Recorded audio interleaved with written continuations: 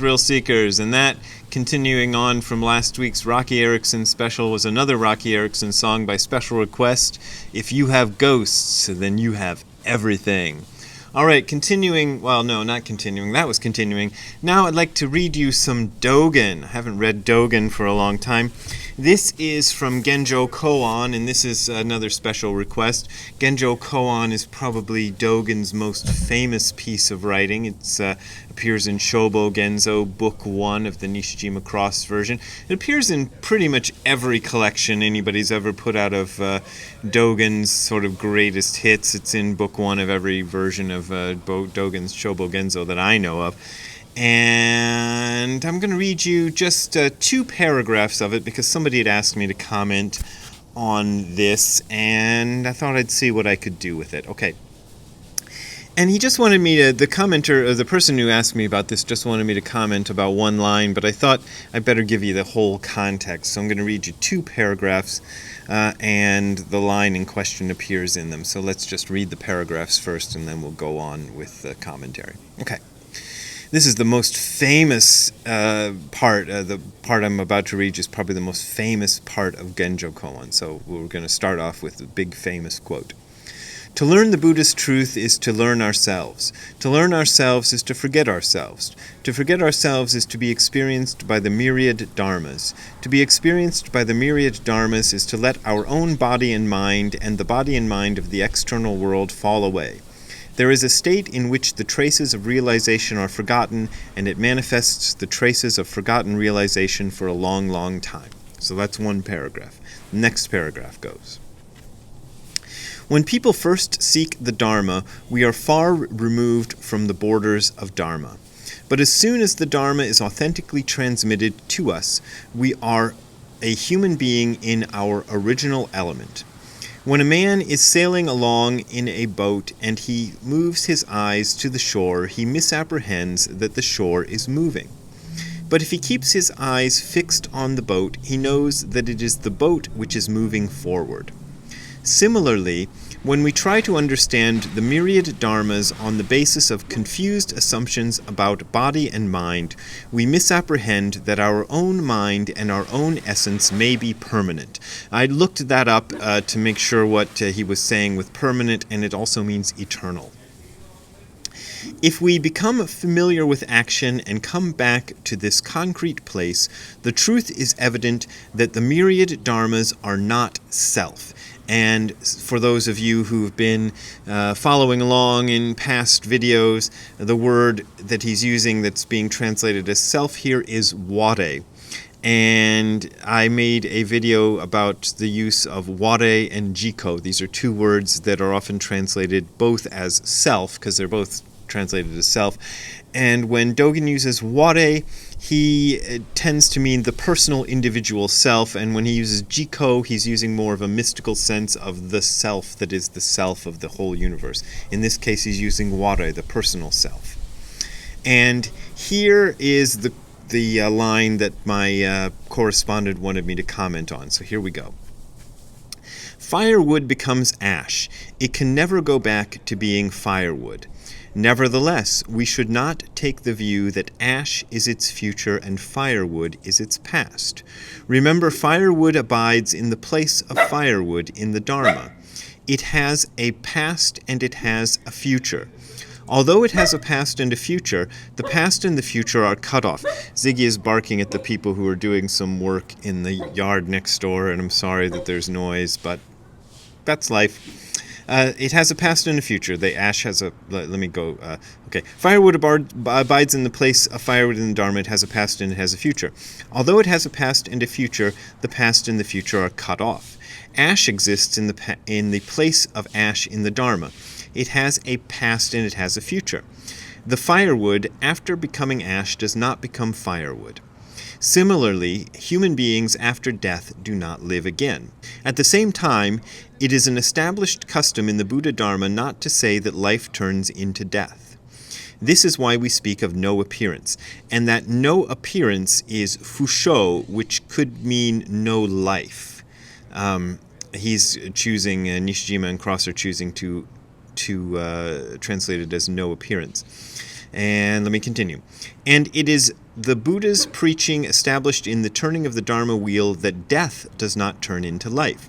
This is why we speak of no disappearance, and that is fumetsu. And fumetsu, no destruction, not really no death, but could be translated as no death. And fusho fumetsu are lines that appear in the Heart Sutra. No birth, no death is often how it is translated. Sometimes it is translated as no appearance and no destruction. Life is an instantaneous situation, and death is also an instantaneous situation. It is the same, for example, with winter and spring. We do not think that winter becomes spring. We do not say that spring becomes summer. Okay, so that's the line that he wanted me to talk about. And there's a few things I could talk about. One of the things that struck me when I was comparing this translation to the Japanese, which I was doing last night in preparation for this video, because I do prepare for these videos sometimes, is that there's something that in other translations is translated sometimes as Dharma position, hoi. Let me see how Nishijima and Cross. They say, remember, firewood abides in the place of firewood in the Dharma. So they make it a kind of convoluted sentence, and it actually is in Japanese a single kind of compound kanji, two kanji, two Chinese characters stuck together. Hoi, Dharma position. And if you go to the San Francisco Zen Center, you'll often hear Dharma position talked about. This is something the San Francisco Zen Center people like to do. They like to take anything they find in Dogen's work or different pieces of Buddhism and turn it into a little phrase that they can toss around to each other and use so often that it loses all meaning and just becomes something that they think they understand, and they thereby kill it. So San Francisco Zen Center is really good at killing Buddhism.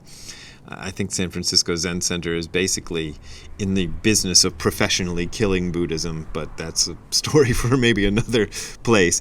But anyway, I like the fact that Nishijima and Cross avoided doing that, but that is kind of a crucial idea in this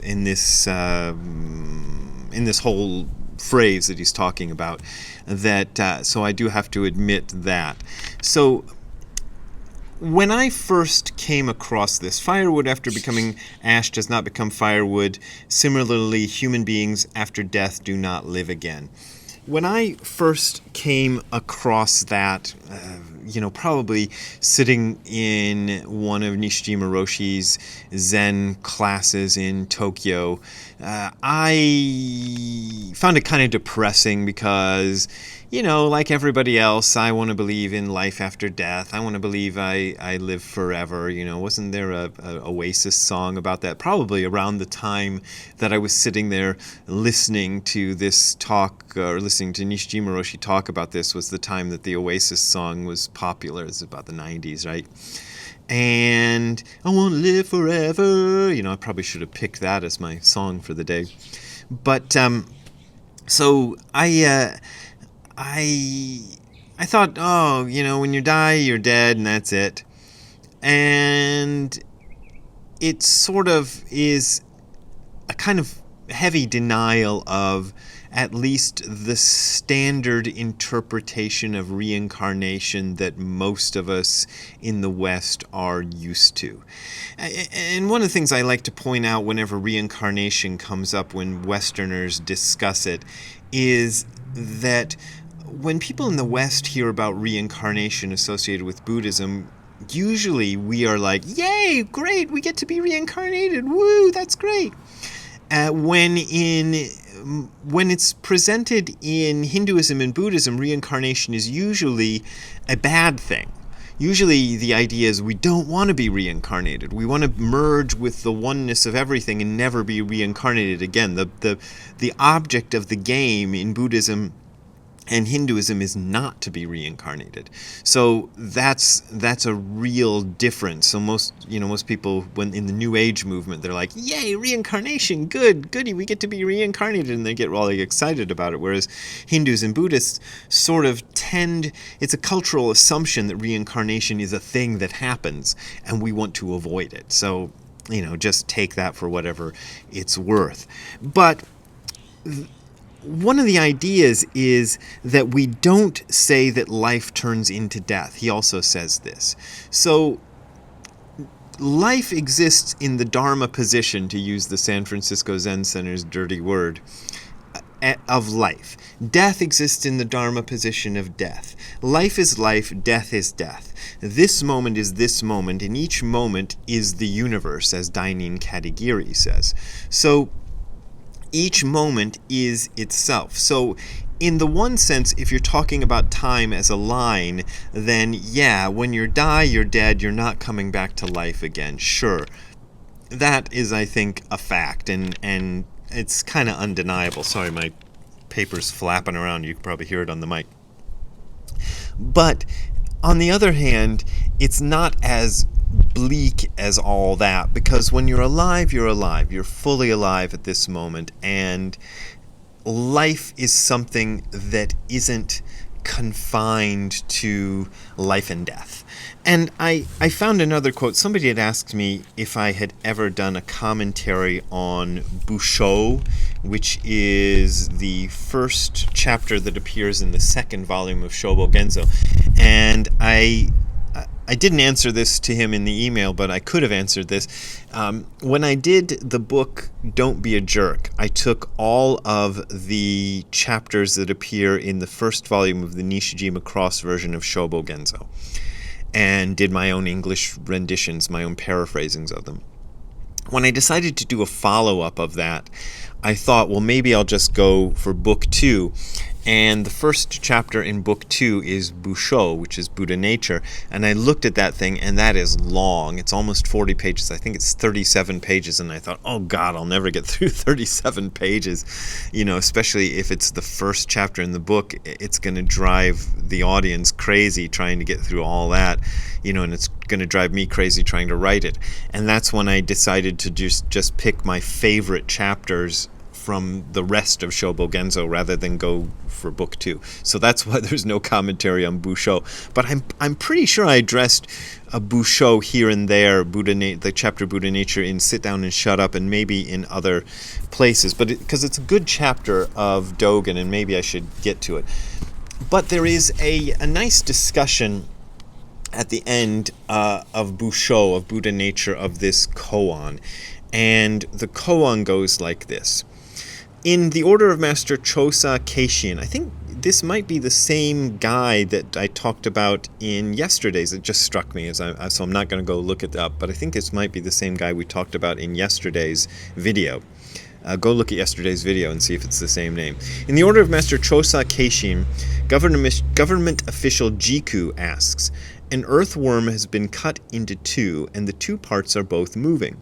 I wonder in which part is the Buddha nature. The master says, do not be deluded. The official says, what should we make of their moving? The master says, it is only that wind and fire have not dissipated. And wind and fire here is being used throughout this chapter. And it's kind of hard. It's not the modern contemporary way of understanding it, but it's sort of like the action of the material elements, So wind and fire, you don't have to take it literally, but it's sort of the action of the material elements. And that's what that means. So you don't have to take it literally. And one line I highlighted in my own chapter, in my own copy of this book is, this might be expressed, the Buddha nature has been cut into. I wonder in which part is the earthworm, which I just like that line. But the line that I like that kind of relates to what I've been talking about the what was I saying, the firewood and ash stuff, is, furthermore, to think that the Buddha nature exists only in the time of life and that it will vanish at the time of death is extremely naive and shallow. The time of living is the Buddha nature as existence, and is the Buddha nature as being without. The time of dying is the Buddha nature as existence, and is the Buddha nature as being without. If we are able to discuss the dissipation and non-dissipation of wind and fire, that may be discussion of the dissipation and non-dissipation of Buddha nature. The time of dissipation may be existence as the Buddha nature and may be being without as the Buddha nature. The time of non-dissipation may be existence as the Buddha nature and may be being without as the Buddha nature. And let me just read the rest of it, because it ends the chapter. Those who have wrongly attached to the contrary view, that the Buddha nature may or may not exist depending upon the movement and non-movement of wind and fire, that means being alive in the conventional sense, may or may not be divine depending upon consciousness and non-consciousness, that means the Buddha nature, and may or may not be the natural function depending on knowing or not, and not knowing are non-Buddhist. So he's saying that Buddha nature doesn't depend on knowing or not knowing or depend on consciousness or not consciousness. Since the Kalpa without a beginning, many stupid people have seen consciousness of the divine as Buddha nature and as the original human state. A person could die laughing. Dogen says this kind of stuff a lot. I put stuff like that in my paraphrasings, and I always had to tell people, that's what Dogen actually said. I didn't make that up. To express the Buddha nature further, although it need not be getting covered in mud and staying in water, it is fences, walls, tiles, and pebbles. When we express it in the further ascendant state, just what is the Buddha nature? Have you fully understood? 3 heads and 8 arms. Yeah, he always likes to end with poetic, cryptic statements like that, which is of course, Dogen's weird way of talking. Hello, Ziggy. He's back behind me again. Anyway, yeah, so it's not quite as simple and straightforward as when you die, you're dead, and you stay dead. But it's not as easy as you're going to be reincarnated and live forever. I think I might have said this on this channel before, but I had this idea of making this kind of cheeky sort of book which would be titled "You're going to be reincarnated and live forever," because I feel like when I go to the section of Barnes & Noble or wherever where my books are sold, half the books I see in that section have titles which to me sound like "You're going to be reincarnated and live forever." And it's not quite that easy. But life is life, death is death. But the Buddha nature, this kind of the unknowing that I was trying to talk about. Oh, good, you're getting a video of Ziggy peeing. Sorry about that. The unknowing that we were talking about yesterday, that is the basis for all, the ground of all being and non-being, is beyond life and death. So living and dying are something that happens within it. Life and death are something that happens within it. It's not that you live forever or don't live forever. Life and death are just categories that happen within something that's greater than even life and death. So there's your answer. Anyway, if you want to contribute to me making more weird answers like that, you can go to the URL that you're seeing on the screen below, which is hardcorezen.info/donate. That is hardcorezen.info/donate. There you will find links to my PayPal and Patreon accounts. Those are my main way of making a living and buying ingredients for Thanksgiving dinner and all of that. And I really appreciate your support. But as always, this is offered for free, and you don't got to support me if you don't want to support me. We will see you next time. Have a good time all the time. Ultraman Taro. That's the t-shirt for today. We will see you next time. I think I said that. Bye. How you doing, Ziggy? Did you pee on camera for all the folks to see? That was kind of rude. But I guess it's okay. Alright, I'm gonna go inside and edit the video. I don't think I can edit out your peeing, though, because I was talking. Alright, see you later, Ziggy. Don't pee on the cactus.